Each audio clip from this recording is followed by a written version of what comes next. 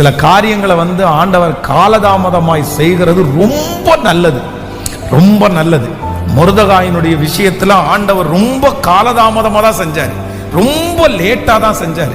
அவன் ராஜாவை காப்பாற்றின செய்தி ராஜாவுக்கு தெரிஞ்சிருச்சு, நாளாகம புஸ்தகத்துல எழுதிச்சு.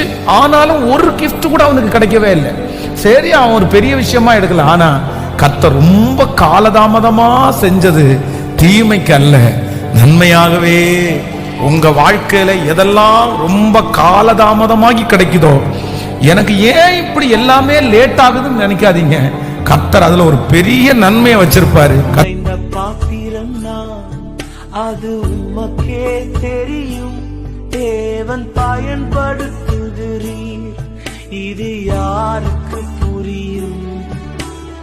உதவாத எண்ணில் நீர் உறவா